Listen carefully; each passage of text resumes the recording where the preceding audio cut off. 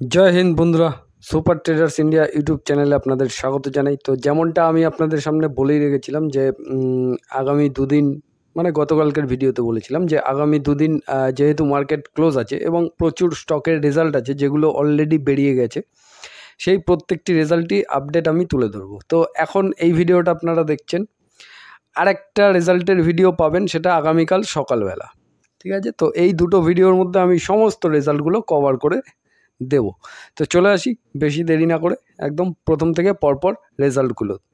তো ভিডিওটির উদ্দেশ্য এটাই যে কোয়ার্টার রেজাল্টগুলো কি এসছে সেটা দেখানো। কোনো স্টক কোনো রেকমেন্ডেশন হিসেবে নেবেন না, মানে এই ভিডিওতে দেখানো যে স্টকগুলো আমি দেখাবো সেই স্টকগুলো কোনো রেকমেন্ডেশন না। জাস্ট ভিডিওটি হচ্ছে আপনাদের সামনে কোয়ার্টার রেজাল্টগুলো কি এলো এবং তার পরিপ্রেক্ষিতে আমার নিজস্ব ব্যক্তিগত কিছু ধারণা সেটা আমি তুলে ধরতে পারি।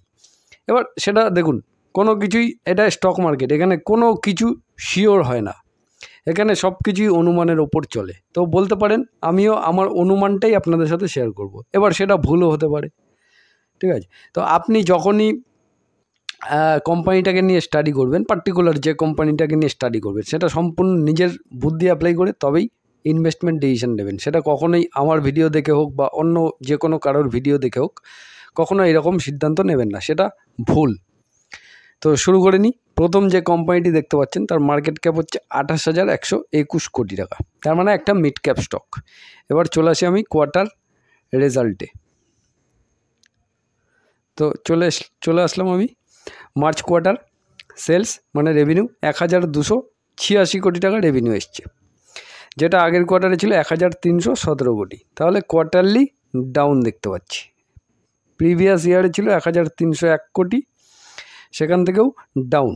তাহলে ইয়ারলি কোয়ার্টারলি রেভিনিউটা ডাউন এসছে। এবার চলে আসবো নেট প্রফিটে। নেট প্রফিট 169 কোটি ছিল, সেখান থেকে বেড়ে 189 কোটি। তাহলে নেট প্রফিটে একটা আমরা কোয়ার্টারলি জাম্প দেখতে পাচ্ছি। ইয়ারলি যদি দেখি 157 কোটি, সেখান থেকেও একটা জাম্প দেখতে পাচ্ছি। তাহলে কোয়ার্টারলি এবং ইয়ারলি দুদিকেই নেট প্রফিটটা আবার জাম্প হয়েছে, যেটা ইপিএসও আমরা একটা গ্রোথ দেখতে পাচ্ছি, ঠিক আছে? তো এখানে যে জাম্পটা হয়েছে সেটা হচ্ছে আদার ইনকাম একটু বেশি হয়েছে যার কারণে, ঠিক আছে? তো এটাও জেনে রাখার দরকার। তবে নেট প্রফিটে একটা জাম্প অবশ্যই দেখা গেছে, কিন্তু রেভিনিউতে একটা ডাউনফল দেখেছি আমরা। তো কোয়ার্টার রেজাল্টটা পজিটিভ বলবো না নেগেটিভ বলবো? তো মোটামুটি কিছুটা নেগেটিভই বলবো আপাতত। ইয়ারলি পারফরমেন্সটা দেখে নেবো চারটে কোয়ার্টার মিলিয়ে 5,168 কোটি, যেটা আগের কোয়ার্টারে ছিল 5,117 কোটি। তো এভারেজ পারফরমেন্সই বলবো, এমন কিছু গ্রোথ হয়নি। নেট প্রফিট যদি দেখি তাহলে 679 কোটি ছিল, সেখান থেকে 677 কোটি। তাহলে এটাও এভারেজ পারফরমেন্সই বলবো, এমন কিছু গ্রোথ হয়নি। ইপিএসও সামান্য কমেছে। আচ্ছা, কোম্পানির কাছে রিজার্ভস আছে 3,498 কোটি। রিজার্ভসের পরিমাণটা বাড়ছে, যেখানে একটা পজিটিভ পয়েন্ট পাচ্ছি। এবং বোরোয়িং 237 কোটি টাকা, বোরোয়িংটা কিছুটা কমেছে এবং রিজার্ভসের তুলনায় বোরোয়িংটা অনেকটাই কম আছে। ফিক্সড অ্যাসেট 1,130 কোটি, টোটাল অ্যাসেট 6,664 কোটি, টোটাল অ্যাসেট বাড়ছে। এদিকে সবই ঠিক আছে। এবার একটু শেয়ার হোল্ডিং প্যাটার্নটা আমরা চেক করে নেব, যেখানে প্রোমোটার স্টেক আমরা সেমই দেখতে পাচ্ছি, 55+ হোল্ডিং আছে। এফআইজ হোল্ডিং সেমই আছে, কোনো চেঞ্জ হয়নি। ডিআইজ হোল্ডিং একটু সেল হয়েছে। আর পাবলিকের দিকে যদি আমরা দেখি তাহলে পাবলিকের কাছে একটু বেশি পরিমাণ হোল্ডিং আছে এবং কিছুটা হোল্ডিং পাবলিক বাড়িয়েছে, মানে ডিআইজ যতটা সেল করেছে। এফআইজ তাদের হোল্ডিংটা আগের কোয়ার্টার থেকে এই কোয়ার্টারে ধরে রেখেছে। তাহলে অনেকটাই হোল্ডিং পাবলিকের কাছে আছে বলতে পারি আমরা, ঠিক আছে? তো পাবলিক কতটা কি প্যানিক হচ্ছে এবং প্যানিক হয়ে সেল করছে সেটাই দেখতে হবে আমাদের, কারণ কোম্পানিটার নাম দেখলেই বুঝতে পারবেন। দেখে নিই, কোম্পানিটা হচ্ছে টাটা টেকনোলজিস লিমিটেড। 692 টাকা শেয়ার প্রাইস, ম্যাক্সিমাম চার্ট প্যাটার্নটা ওপেন করে রেখেছি। প্রায় 43% ডাউনফল। অলরেডি আইপিও আসার পর থেকে কন্টিনিউ পিটাই হয়ে বসে আছে, ঠিক আছে? এবার রেজাল্টটা এসছে, তো রেজাল্টটা মোটামুটি একটু সামান্য নেগেটিভ বলবো। তবে যাদের কাছে মনে হচ্ছে রাইট কোম্পানি, দেখুন রাইট কোম্পানি, আমি একটা আমার ব্যক্তিগত কথা বলি, সেটা হচ্ছে আপনাকে সবসময় কোম্পানির বিজনেস দেখে স্টাডি করতে হবে। আপনার কাছে আপনার কোম্পানিটি বিজনেস কেমন লাগে, আপনি যদি শেয়ার প্রাইস দেখে ইনভেস্টমেন্ট করে থাকেন তাহলে সেটা ভুল চিন্তাভাবনা। তাহলে সঠিক চিন্তা কোনটা? সঠিক চিন্তা হচ্ছে কোম্পানির বিজনেস। সবসময় বিজনেস দেখে ইনভেস্টমেন্ট করা উচিত, ঠিক আছে? এবার তারপরে যখন আপনার বিজনেসটা পছন্দ হয়ে গেল, তারপরে তাতে খুঁজতে হবে আপনাকে অপরচুনিটি আপনি তখনই পাবেন, মানে বিজনেসটা আপনি চুজ করে নিলেন রাইট বিজনেস, তার মানে রাইট কোম্পানি হয়ে গেল। এবার যখন অপরচুনিটি খুঁজতে হবে তখন সেখানে আপনাকে রাইট প্রাইস খুঁজতে হবে। এবার রাইট প্রাইস হচ্ছে তখনই পাবেন যখন সেই আপনার যে রাইট কোম্পানিটা, সেই রাইট কোম্পানির একটু কোয়ার্টারলি পারফরমেন্স ডাউন হবে, তখন ডাউনফল পাবেন আপনি, ঠিক আছে? আমি পার্টিকুলার এই স্টকটি দিয়ে বলছি না, আমি জাস্ট এক্সাম্পল দেওয়ার চেষ্টা করছি, ঠিক আছে? তো আপনার রাইট কোম্পানিটি আপনি সস্তায় পেলেন, তাহলে সেটা একটা আপনার কাছে অপরচুনিটি তৈরি হলো। এবার আপনার কোম্পানির বিজনেসটা যদি ভবিষ্যতে গ্রো হবে বলেই আপনি ইনভেস্ট করেছেন, তাহলে সেখানে চুপচাপ বসে থাকতে হয়। যারা কমজোর ইনভেস্টার হয় তারা ভয় পায়, কিন্তু যারা স্ট্রং ইনভেস্টার হয় তারা ভয় পায় না। তারা দীর্ঘদিন তার নিজের রাইট কোম্পানিতে টিকে থাকে এবং কন্টিনিউ তার বিজনেসটাকে ফলো করতে থাকে এবং অপেক্ষা করতে থাকে। তো সঠিক সময় বুঝে, এই যে পাবলিকের, আবার এই কোম্পানিটা নিয়ে বলি, পাবলিকের কাছে এতটা শেয়ার হোল্ডিং আছে, এই হোল্ডিংটা ধীরে ধীরে ধীরে ধীরে যখনই এফআইস ডিআইসের কাছে ধীরে ধীরে কনভার্ট হতে থাকবে, মানে কোম্পানি যদি ঠিকঠাকভাবে তার ব্যবসাটা করতে পারে, তবে তারপর দেখবেন শেয়ার প্রাইসটা ধীরে ধীরে ধীরে ধীরে যখনই পাবলিকের কাছ থেকে মাল ট্রান্সফার হয়ে এফআইস ডিআইসের কাছে আসতে শুরু হবে, তারপরেই দেখবেন ধীরে ধীরে স্টকটি আর ধরতে পারছেন না। এইরকম একটা সিচুয়েশন হয়, ম্যাক্সিমাম কোম্পানির ক্ষেত্রেই এটা হয়েছে, রাইট কোম্পানির ক্ষেত্রে। তবে এই কোম্পানিটাকেও আমার ব্যক্তিগত ধারণা একটা রাইট কোম্পানি। তার সাথে সাথে একটা ভরসা আছে, সেটা হচ্ছে কোথায়? সেটা হচ্ছে টাটাতে।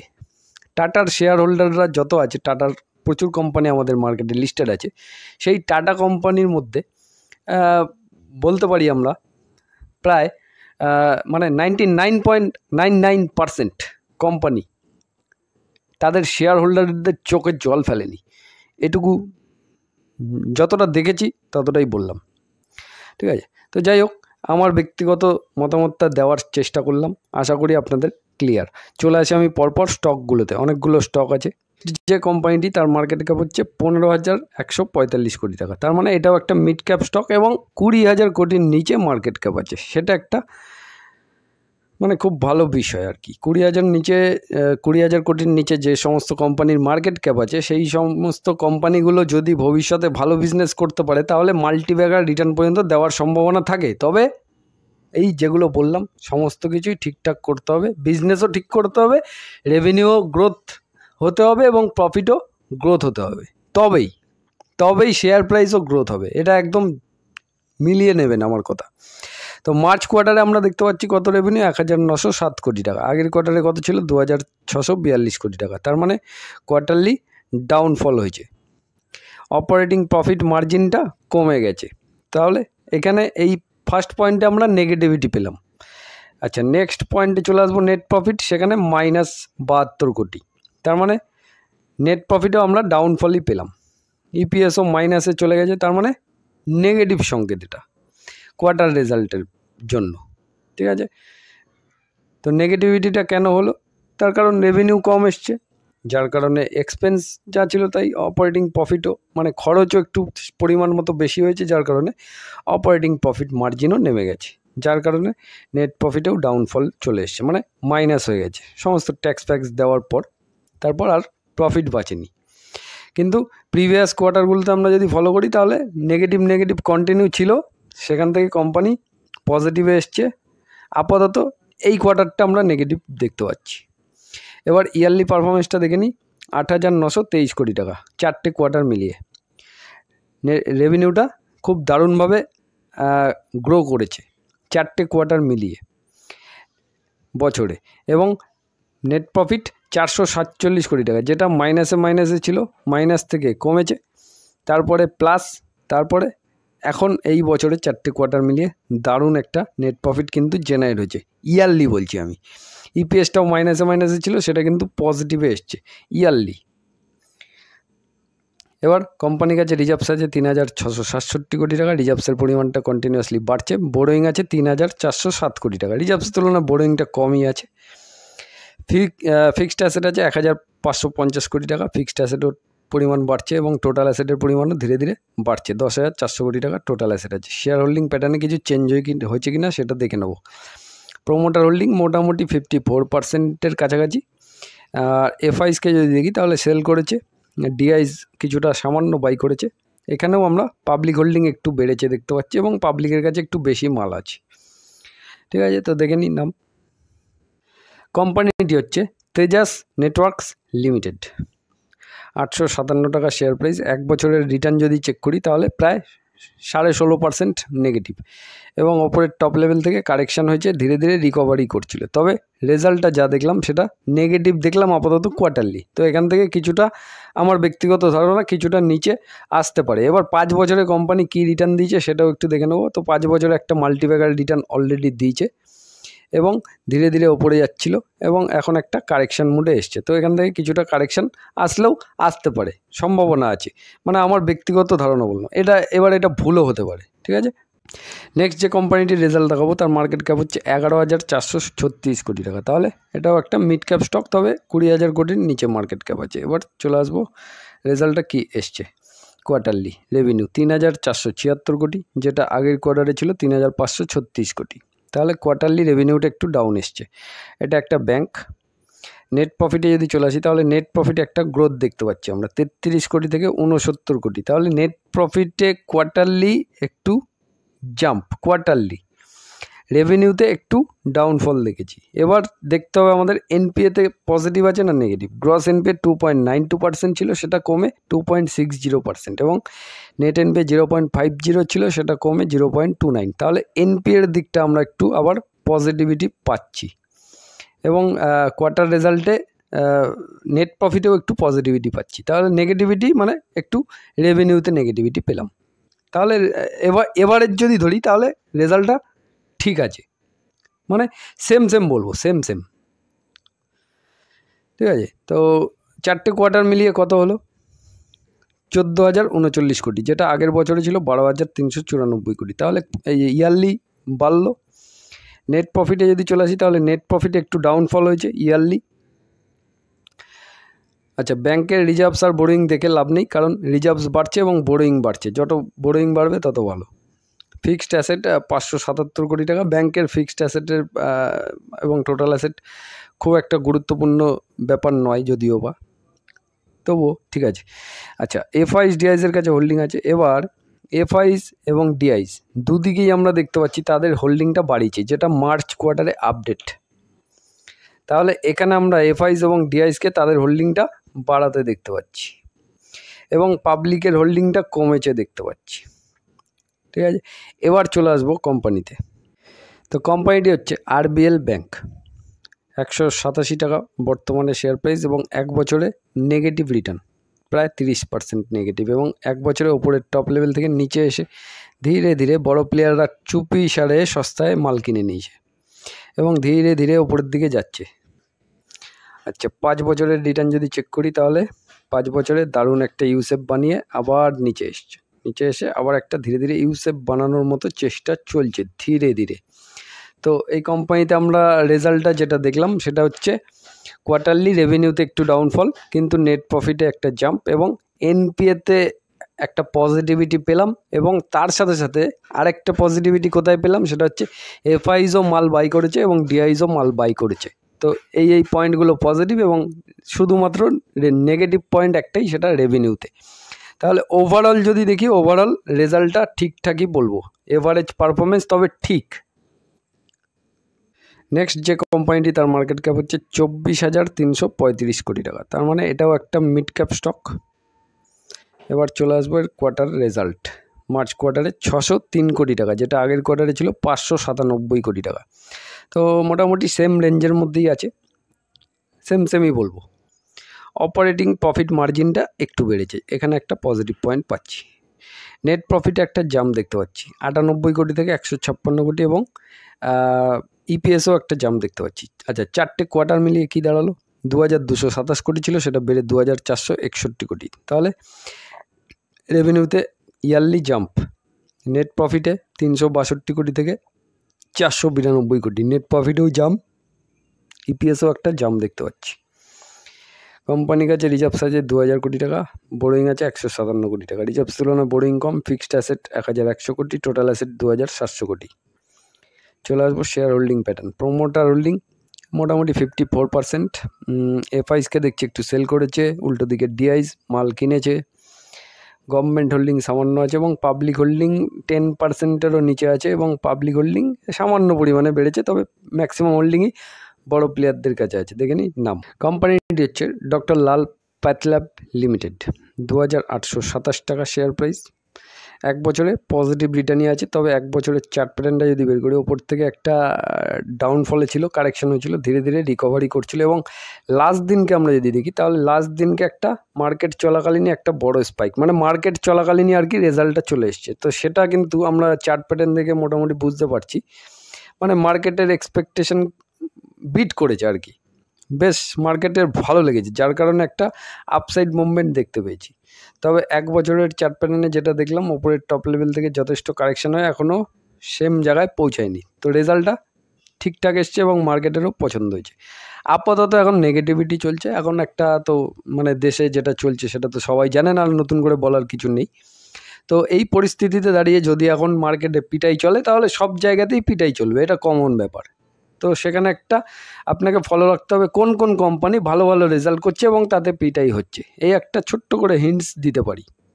নেক্সট যে কোম্পানির রেজাল্টটা দেখাবো, তার মার্কেট ক্যাপটা দেখে নাম বুঝতে পেরে গেছেন। 17,59,000 কোটি টাকা মার্কেট ক্যাপ। তা আমাদের মানে ইন্ডিয়ার 1 নম্বর কোম্পানি, বুঝতেই পারছেন, নতুন করে আর বলার কিছু নেই, যারা রেগুলার ফলো করেন জানেন। তো মার্চ কোয়ার্টারের রেভিনিউ 2,61,388 কোটি টাকা, যেটা আগের কোয়ার্টারে ছিল 2,39,986 কোটি টাকা। তাহলে revenue jump. Operating profit margin সামান্য কমেছে, তো ঠিক আছে, আপ ডাউন চলে। নেট প্রফিট 22,611 কোটি, আগের কোয়ার্টারে ছিল 21,930 কোটি। ইপিএসও আপসাইড দেখতে পাচ্ছি, তাহলে একদম পারফেক্ট রেজাল্ট। টোটাল 4টে কোয়ার্টার মিলিয়ে বছরে 9,64,693 কোটি, যেটা আগের বছরে ছিল 8,99,000 কোটি। তাহলে এখানেও বেড়েছে। নেট প্রফিটে যদি চলে আসি, তাহলে 79,000 কোটি থেকে 81,000 কোটি, এখানেও বেড়েছে।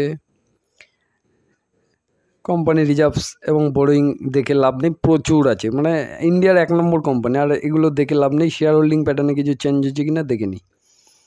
তো প্রোমোটার হোল্ডিং সামান্য সেল হয়েছে, এফআইস হোল্ডিং সামান্য সেল হয়েছে, ডিআইস হোল্ডিং বেড়েছে এবং পাবলিক হোল্ডিং 11% মতো আছে, পাবলিক হোল্ডিং একটু সেল হয়েছে।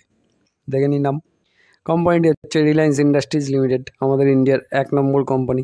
1,301 টাকা শেয়ার প্রাইস। 1 বছরের চার্ট প্যাটার্ন ওপেন করে নিচে, ওপরের টপ লেভেল থেকে নিচে এসে একটা রেঞ্জ ধরে মোটামুটি এই রেঞ্জের মধ্যে একটা ওঠানামা করছে আপাতত।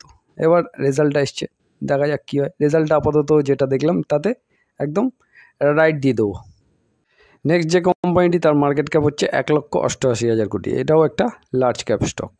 দেখে নেবো রেজাল্ট। মার্চ কোয়ার্টারে 9,041 কোটি টাকা, যেটা আগের কোয়ার্টারে ছিল 8,556 কোটি টাকা। তাহলে রেভিনিউ বেড়েছে। অপারেটিং প্রফিট মার্জিন পার্সেন্টেজ দুর্দান্ত আছে এবং সামান্য কিছুটা বেড়েছে। নেট প্রফিটে যদি চলে আসি 2,976 কোটি, যেটা আগের কোয়ার্টারে ছিল 2,647 কোটি এবং ইপিএসও একটা গ্রোথ দেখতে পাচ্ছি। তাহলে রেজাল্টটা ফাটাফাটি বলবো। ইয়ারলি পারফরমেন্স যদি দেখি, 28,900 কোটি ছিল আগের বছরে, এই বছরে 33,900 কোটি, অবশ্যই বেড়েছে এবং অপারেটিং প্রফিট মার্জিনটাও বেড়েছে। নেট প্রফিট 7,787 কোটি ছিল, সেখান থেকে বেড়ে 10,279 কোটি, এখানেও বেড়েছে। তাহলে সব দিক থেকেই পজিটিভ।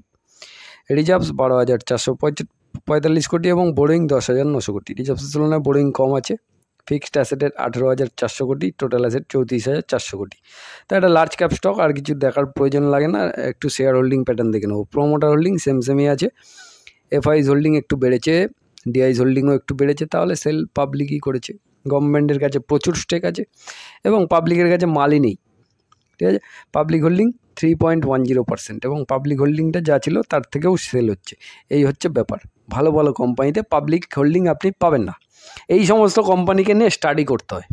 দেখে নিই নাম।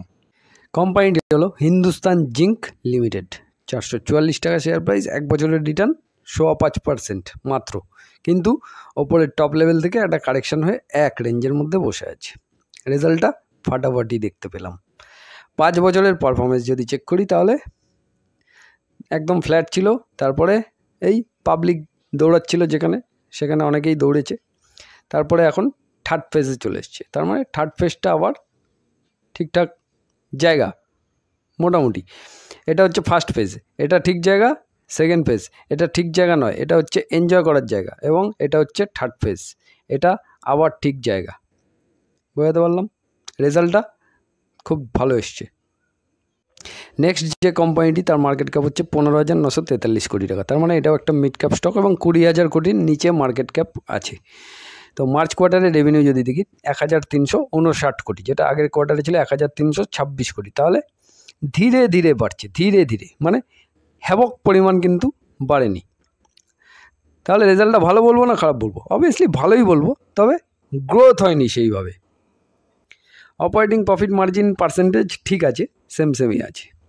নেট প্রফিটে যদি চলে আসে 160 কোটি থেকে 176 কোটি। ইপিএসও বেড়েছে, তো ধীরে ধীরে ধীরে ধীরে বাড়ছে, ঠিক আছে, এটা ভালো সাইন।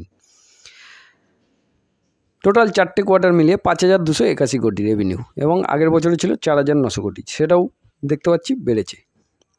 নেট প্রফিটে যদি চলে আসি 650 কোটি। নেট প্রফিটে একটু ডাউনফল দেখতে পাচ্ছি আগের বছরের তুলনায়। তো কোয়ার্টারলি রেজাল্টটা ঠিক আছে। রিজার্ভস আছে কোম্পানির কাছে 4,000 কোটি টাকা, রিজার্ভসের পরিমাণ বাড়ছে। বোরোয়িং আছে মাত্র 125 কোটি টাকা, রিজার্ভসের তুলনায় বোরোয়িং কিছুই নেই। ফিক্সড অ্যাসেট 1,170 কোটি, টোটাল অ্যাসেট 5,100 কোটি। চলে আসি শেয়ার হোল্ডিং প্যাটার্নে, যেখানে প্রোমোটার হোল্ডিং 49%, এফআইস হোল্ডিং একটু সেল হয়েছে।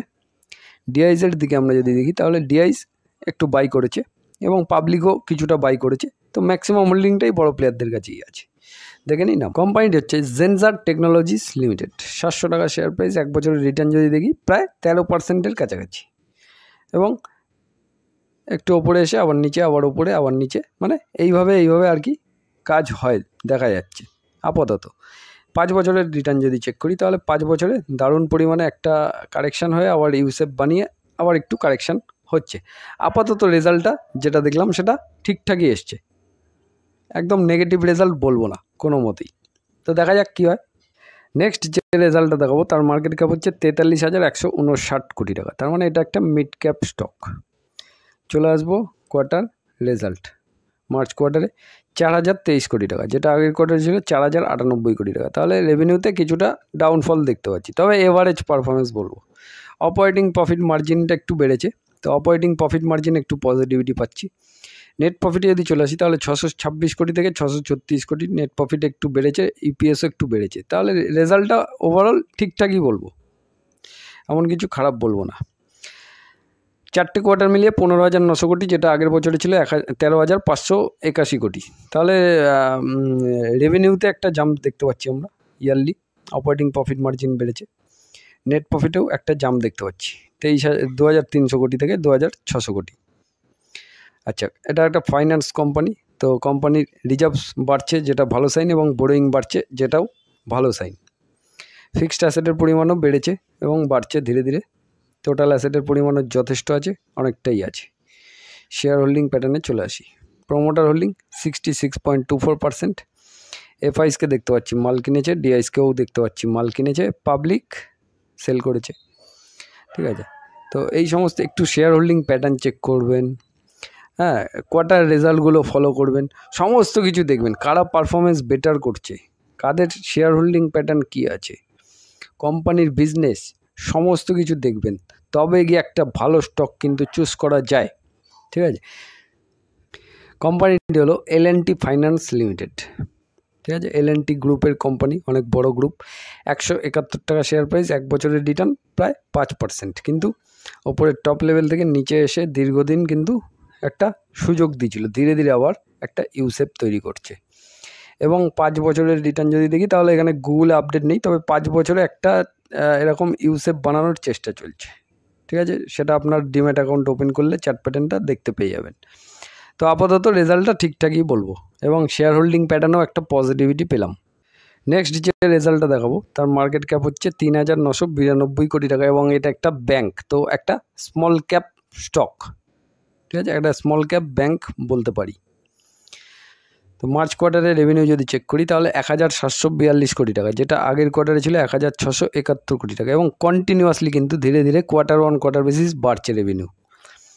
নেট প্রফিটে যদি চলে আসি 177 কোটি, যেটা কিন্তু কন্টিনিউয়াসলি ধীরে ধীরে বাড়ছে এবং এই কোয়ার্টারেও বেড়েছে, যেটা আমরা ইপিএসে বুঝতে পারছি। আচ্ছা, গ্রস এনপিএ যদি দেখি 3.11% ছিল, সেটা কমে 2.99% হয়েছে, যেখানে একটা পজিটিভিটি পাচ্ছি। নেট এনপিএ 1.18% ছিল, সেটা কমে 1.12%, তাহলে এনপিএতেও একটা পজিটিভিটি পেলাম। তাহলে ওভারঅল সব দিক থেকেই পজিটিভিটি পেলাম। 4টে কোয়ার্টার মিলিয়ে পারফরমেন্স 6471 কোটি, যেটা আগের বছরে ছিল 5362 কোটি। তাহলে continue year on year basis রেভিনিউটা বাড়ছে। এবং নেট প্রফিটে যদি চলে আসি 615 কোটি, এবং নেট প্রফিটটাও ইয়ার অন ইয়ার বেসিস বাড়ছে, এবং ইপিএসটাও ধীরে ধীরে ধীরে ধীরে গ্রোথ হচ্ছে। তো যেহেতু ব্যাংকের বোরোয়িং যত বাড়বে তত ভালো, বোরোয়িং ধীরে ধীরে বাড়ছে, এবং রিজার্ভস ধীরে ধীরে বাড়ছে, এবং বোরোয়িংটাও ধীরে ধীরে বাড়ছে, দুদিকেই পজিটিভিটি পাচ্ছি। ফিক্সড অ্যাসেট 898 কোটি, ফিক্সড অ্যাসেটও ধীরে ধীরে বাড়ছে, এদিকেও পজিটিভিটি পাচ্ছি। টোটাল অ্যাসেট 76,800 কোটি, টোটাল অ্যাসেটটাও ধীরে ধীরে বাড়ছে। তাহলে মোটামুটি ফান্ডামেন্টালে আমরা সব দিক থেকে স্ট্রং পাচ্ছি। এবার শেয়ার হোল্ডিং প্যাটার্ন, এটাও চেক করতে হবে। প্রোমোটার হোল্ডিং প্রায় 15%-এর কাছাকাছি, বাকি এফআইসের কাছে মাল আছে 9.5%, এফআইস কিছুটা স্টেক সেল করেছে। উল্টো দিকে আমরা ডিআইসকে যদি দেখি, ডিআইস কন্টিনিউয়াসলি বাই করছে, এবং পাবলিক হোল্ডিং ধীরে ধীরে পাবলিক হোল্ডিং সেল হচ্ছে, এবং ডিআইস তাদের স্টেক বাড়িয়ে যাচ্ছে। দেখে নিন নাম, কোম্পানিটি হচ্ছে ডিসিবি ব্যাংক লিমিটেড। 126 টাকা শেয়ার প্রাইস। 1 বছরের রিটার্ন যদি চেক করি তাহলে প্রায় 8.5% নেগেটিভ, এবং 1 বছরের ওপরের টপ লেভেল থেকে নিচে এসে একটা ধীরে ধীরে ইউসেপ তৈরি করার চেষ্টা হচ্ছে, তবে এখানে একটা লেভেল দেখতে পাচ্ছি। আচ্ছা, 5 বছরের রিটার্ন যদি চেক করি তাহলে 5 বছরে 53% রিটার্ন, মানে 5 বছরে এখনও ডবল হয়নি, কিন্তু এদিকে আমরা ইয়ার অন ইয়ার বেসিস দারুণ একটা গ্রোথ দেখতে পাচ্ছি। স্টাডি করে দেখতে পারেন, রেজাল্টটা কিন্তু ফাটাফাটি, এবং continue quarter one quarter basis result খুব দারুণ করছে। নেক্সট যে কোম্পানিটি, তার মার্কেট ক্যাপ 1,23,000 কোটি টাকা, তার মানে এটা একটা লার্জ ক্যাপ স্টক, এবং এটাও একটা নিফটির স্টক, নিফটি 50-র মধ্যে আছে। তো কোয়ার্টার রেজাল্টটা দেখে নেবো মার্চ কোয়ার্টারে, এবং এটাও একটা ফাইন্যান্স কোম্পানি। 11,454 কোটি, যেটা আগের কোয়ার্টারে ছিল 10,698 কোটি, তাহলে কোয়ার্টারলি রেভিনিউটা বেড়েছে। নেট প্রফিটে যদি চলে আসি তাহলে 2,144 কোটি, যেটা আগের কোয়ার্টারে ছিল 3,249 কোটি, তাহলে নেট প্রফিট একটু ডাউনফল পাচ্ছি, ইপিএসও একটা ডাউনফল পাচ্ছি, তাহলে কোয়ার্টারলি রেজাল্টটা একটু ডাউনফলই পেলাম। পজিটিভ রেভিনিউতে পেলাম, রেভিনিউতে পজিটিভ, কিন্তু নেট প্রফিটে নেগেটিভিটি পেলাম। 4টে কোয়ার্টার মিলিয়ে কী দাঁড়ালো রেভিনিউ? 41,834 কোটি, যেটা আগের বছরে ছিল 36,388 কোটি, ইয়ারলি বেড়েছে। ইয়ারলি নেট প্রফিটেও যদি চলে আসি 9,500 কোটি, যেটা ছিল 7,300 কোটি, ইয়ারলি নেট প্রফিটও বেড়েছে। তো যেহেতু ফাইন্যান্স কোম্পানি, রিজার্ভস বাড়ছে এবং বোরোয়িংও ধীরে ধীরে বাড়ছে, যেটা দুদিকেই পজিটিভ পয়েন্ট। ফিক্সড অ্যাসেট 2,900 কোটি, টোটাল অ্যাসেট 2,93,000 কোটি। শেয়ার হোল্ডিং প্যাটার্নে কী চেঞ্জ হলো দেখে নেবো। প্রমোটার হোল্ডিং 25%, বাকি এফআইস ডিআইসের কাছে ম্যাক্সিমাম হোল্ডিং আছে, এবং পাবলিকের কাছে 5.5% মতো হোল্ডিং আছে। তো পাবলিক হোল্ডিং 10%-এরও নিচে, এবং বাকি ম্যাক্সিমাম হোল্ডিং সমস্ত বড় প্লেয়ারদের কাছে আছে। দেখে নিন নাম। কোম্পানিটি হচ্ছে শ্রীরাম ফাইন্যান্স লিমিটেড। 640 টাকা শেয়ার প্রাইস, এবং 1 বছরের রিটার্ন যদি চেক করি তাহলে 28% রিটার্ন, এবং 1 বছরের চার্ট প্যাটার্নে যদি ফলো করি তাহলে ওপর থেকে নিচে এসে একটা ইউসেপ কমপ্লিট করেছে। এবার একটা ইউসেপ কমপ্লিট করে দেওয়ার পর কোয়ার্টার রেজাল্ট এসছে, কোয়ার্টার রেজাল্ট একটু আমরা নেগেটিভিটি পেলাম। এবার এটা একটা নিফটি 50-র স্টক, এবং নিফটি 50-র স্টকের কাজ কি বারবার ওপর নিচ, তাহলে আবার একটা অপরচুনিটির জন্য ওয়েট করা উচিত, যেহেতু কোয়ার্টার রেজাল্টটা একটু নেগেটিভিটি পেলাম, ঠিক আছে। এবং এই সমস্ত স্টকের কাজ হচ্ছে এই, তো সেটা বারবার সুযোগ দেয় যখন, সেই সুযোগটা কাজে লাগাতে হবে, এই হচ্ছে ব্যাপার। তো আপাতত এই স্টকগুলির রেজাল্টই আপনি থাম্বনেলে দেখতে পেয়েছেন। তো রেজাল্টগুলো দেখিয়ে দিলাম কী এসছে, এবং মতামত যেটা দিলাম সেটা আমার পার্সোনাল ওপিনিয়নটা দিলাম, ঠিক আছে। সেটা ভুলও হতে পারে, ঠিকও হতে পারে, যেটা খুশি সেটা হতে পারে। আপনারা স্টাডি করে দেখতে পারেন, যার কাছে যে কোম্পানিটির হোল্ডিং আছে তারা রেজাল্টগুলো আশা করি দেখে নিয়েছেন। তো ভিডিওটি যদি ভালো লেগে থাকে লাইক কমেন্ট শেয়ার করে দেবেন। আগামীকাল সকালবেলা আরও একটি ভিডিও আপনারা পেয়ে যাবেন বাকি রেজাল্টগুলো নিয়ে। ততক্ষণের জন্য জয় হিন্দ, বন্দে মাতরম। সবাই ভালো থাকবেন, সুস্থ থাকবেন।